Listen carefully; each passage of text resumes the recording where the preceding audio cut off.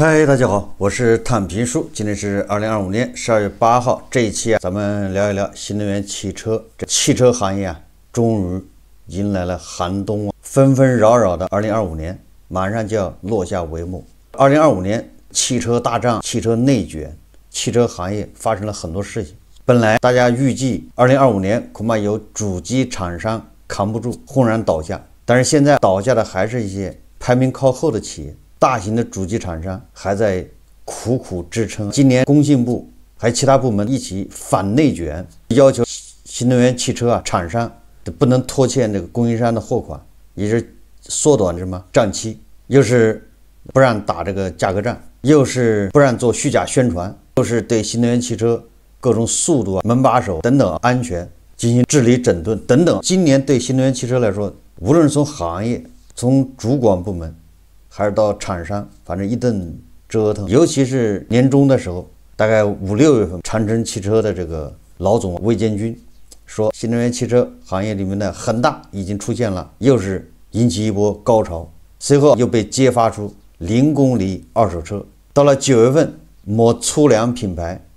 口碑塌房。到现在，网上还有很多这个自媒体还有媒体在调侃、嘲讽这个粗粮品牌。大字负责吹牛，小字负责免责。所以说，这个2025年对新能源汽车行业来说也是个纷纷扰扰，是一个不太美妙的这个年份。但是不管怎么说，从2025年年初到年尾，如果不是这个11月份，那新能源汽车这个数字还是很漂亮的，节节攀升它的销量。可惜11月掉链子了，中国车市终于迎来了寒冬，天塌了。按照往年的经验，每到年末，按理来说应该是汽车市场卖的最好的一个阶段。在12月初，在目前国内市场销量能够排在头部的车企，相继发布了自己的战报，各种同比增长，各种再创纪录。似乎今年的卖车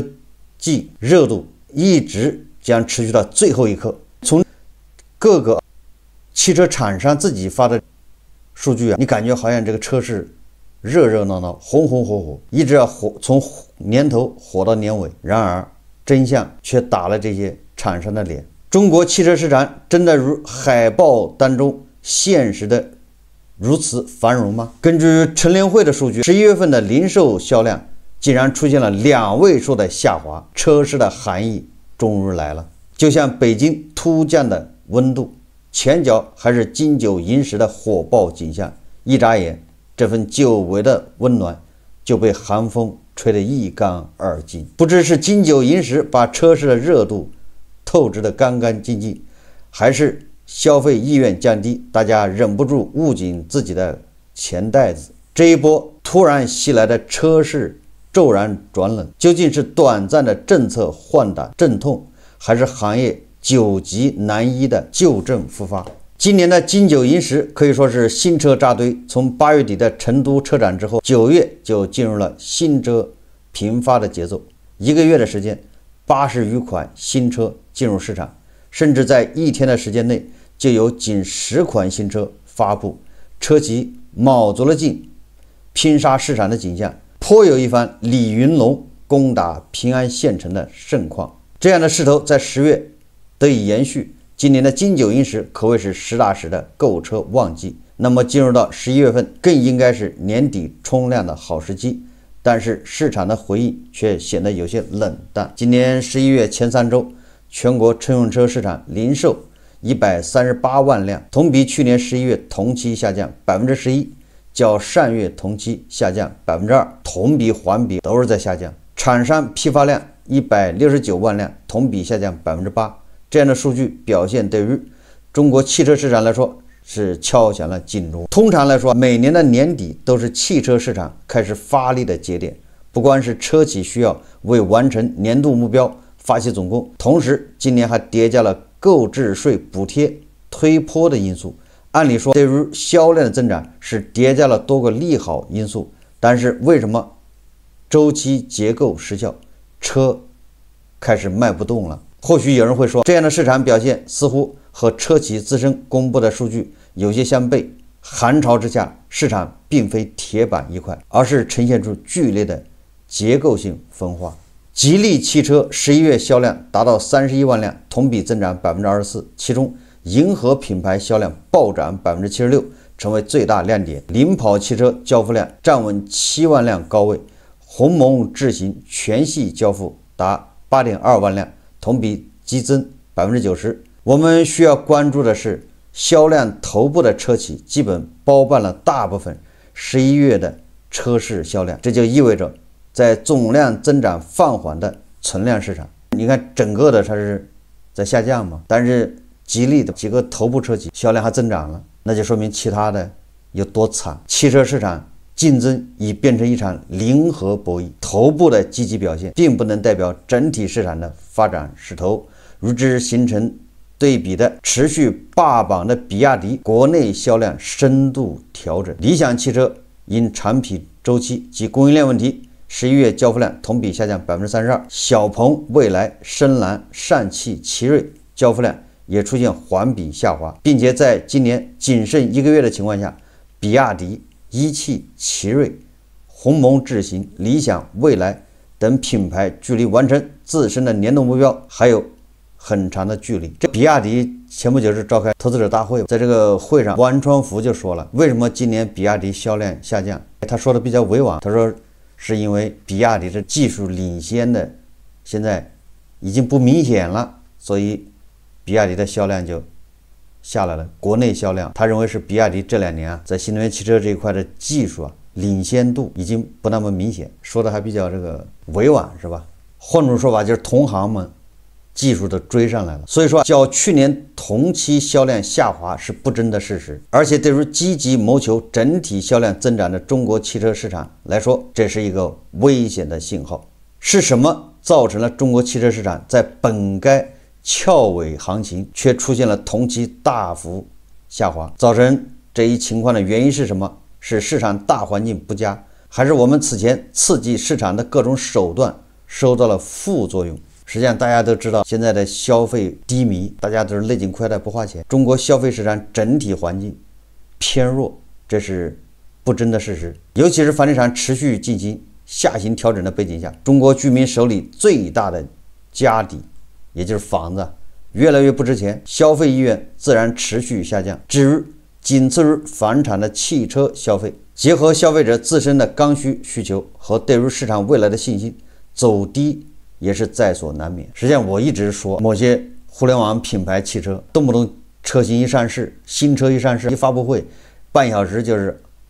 20万辆，1年的产能就没了，半个小时就卖完了。关键它车不便宜，20多万，你在消费低迷的大背景下，它却取得这样的成绩，所以让人不能不怀疑，这也是这个品牌遭到反噬的一个原因。大家都勒紧裤腰带。现在终于发现是吧？很多网友、很多媒体已经揭露了，所谓的1小时就20万辆，那都是二手车贩子、二手车商他们干的。他们想加价，想从中赚一刀。现在据说很多人车已经砸手上了，要赔钱，卖不掉。所以说这就是个悖论。什么悖论啊？一边是消费低迷，国庆节、中秋节人均消费114，你这惨到什么程度啊？一天在消费114，一边是20多万的车，对吧？1小时20万辆就没了，你让人相信哪个数字？皮裤套棉裤必有缘故。为什么消费没信心了？根据机构研究指出，居民收入增速下滑是目前制约消费的核心因素。当消费者对未来收入的稳定增长缺乏信心，自然会减少非必要开支，并且当前的就业压力也对居民消费信心构成制约。稳定的工作是消费的基石，就业预期不稳定，自然也会直接抑制消费意愿。2025年11月，按照中国人民银行公布的数据，今年前10个月人民币存款新增23万亿元，较2024年同期17万亿元大幅增长35%，创下同期历史新高。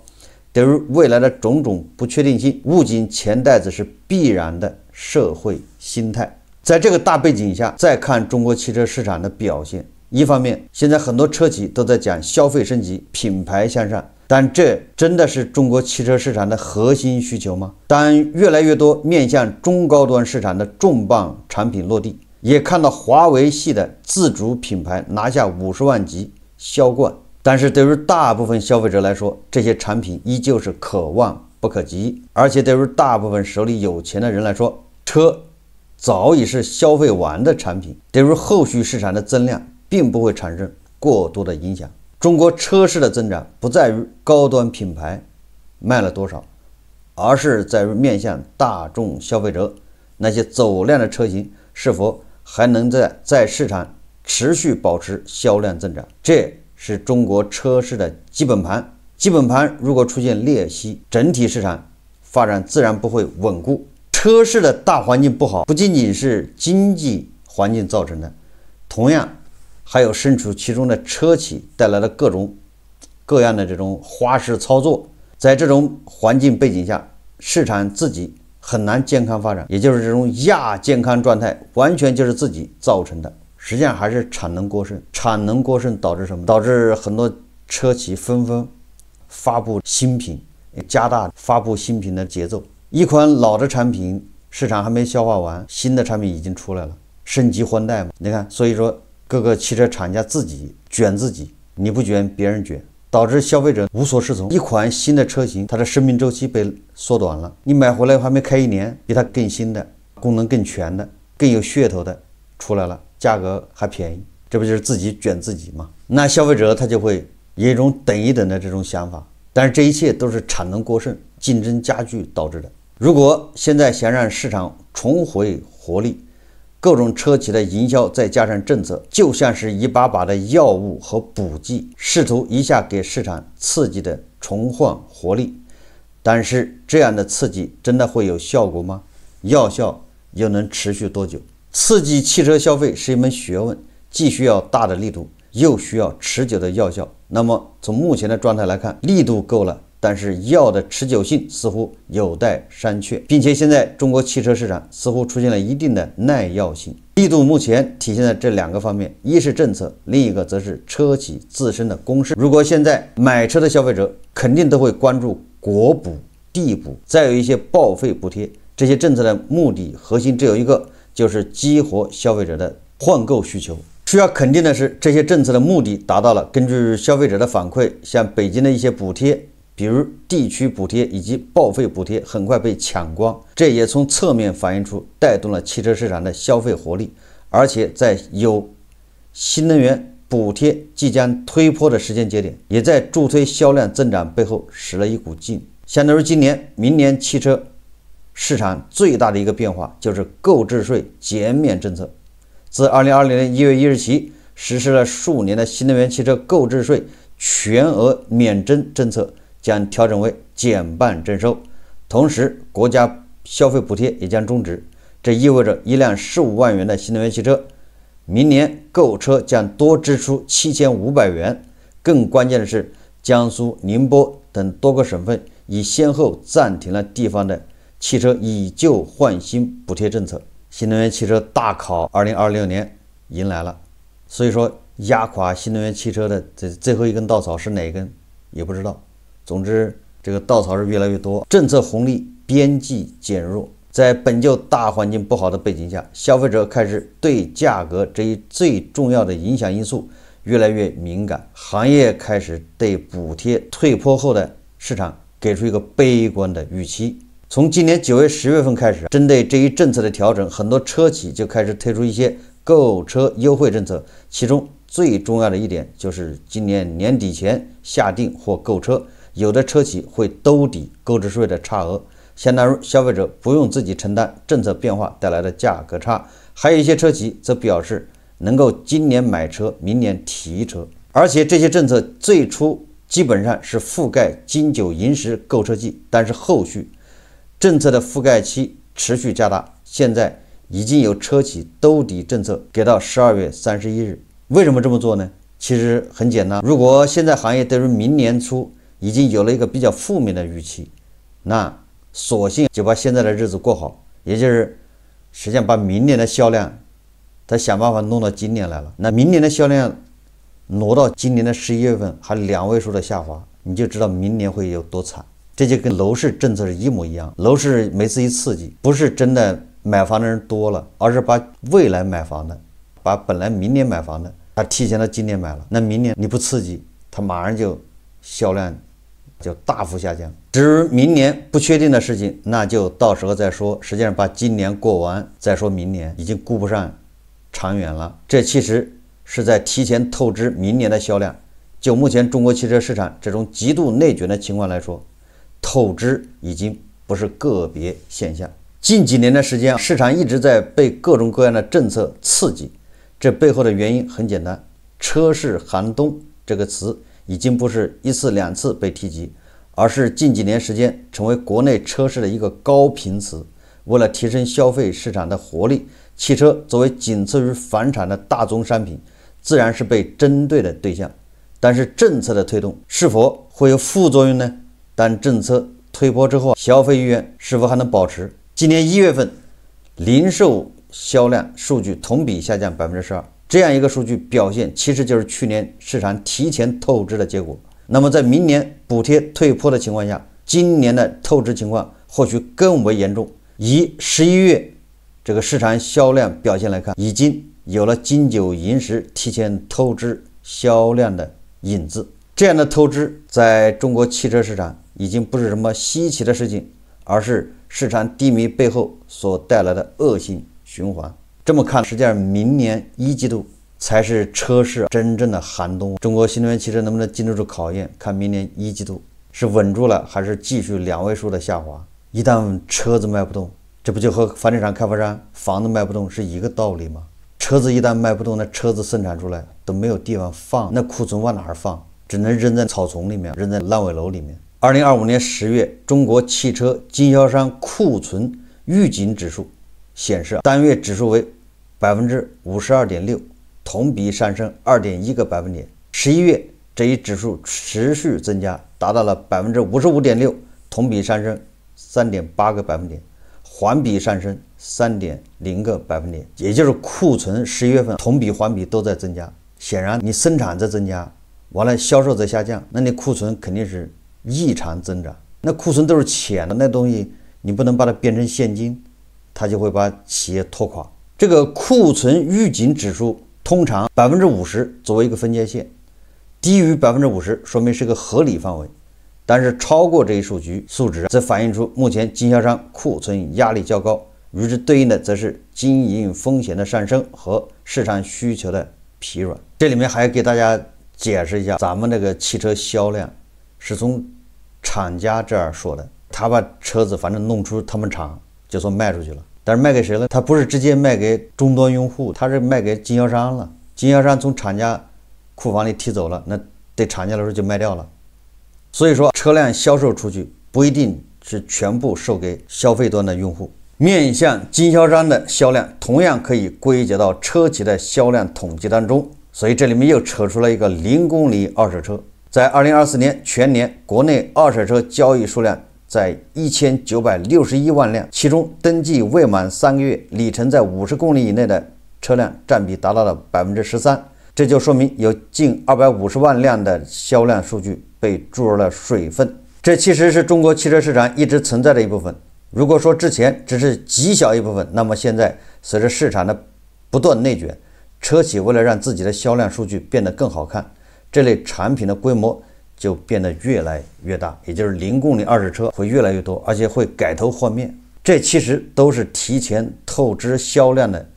一个手段。所以说，中国车市虽然现在呈现出一个重返活力与繁荣的表象，但是底色究竟是怎么样，还需要冷静下来思考。这就是长城的老总魏建军说的，新能源汽车的恒大已经出现了。或许有一个略显悲观的预期，这种车市的透支其实和我们人体透支一样，小小透支一下，可能是为了解决一些繁忙的事物，后面缓一下还能把精力补足。但是持续透支，一直透支，身体早晚要垮。所以说11月份市场遇冷，或许只是寒冬飘雪的阶段，但是按照目前的这个预测，明年的1季度才是真正的凛冬。2026年1季度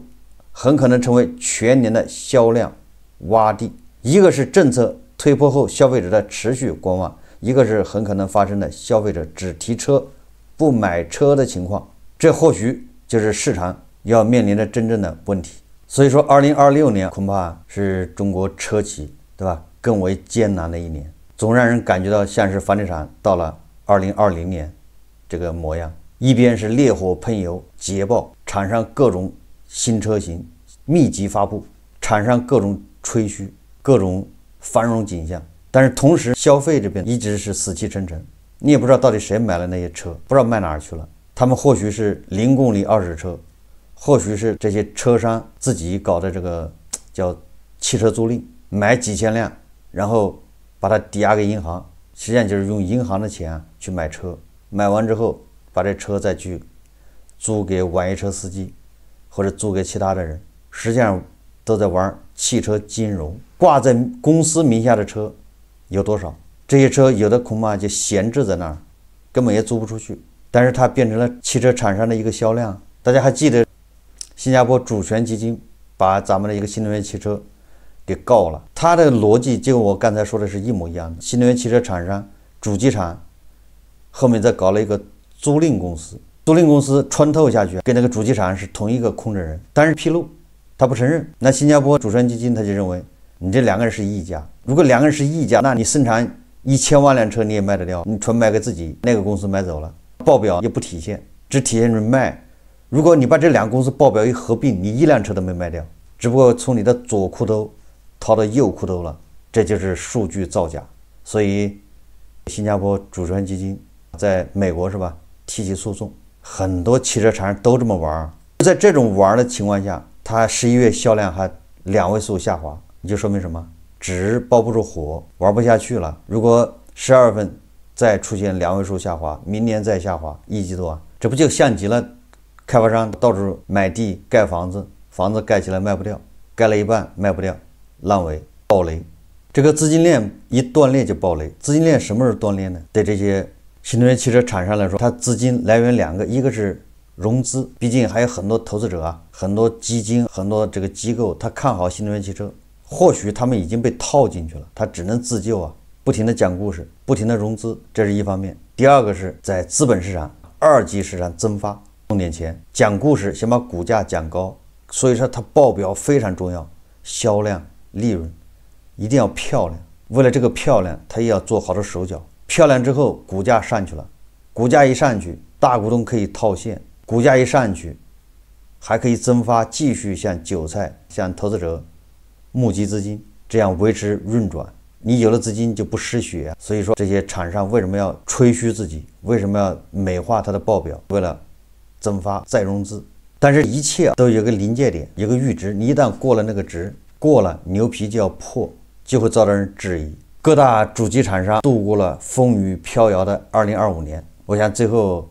还有20多天呢，也不至于说突然爆出哪个主机厂商爆雷了。但是2026年能扛得过去吗？我们拭目以待。好，这期节目咱们就聊到这里，感谢大家收看。如果喜欢我的节目，欢迎订阅转发，也可以在下方留言评论，谢谢大家。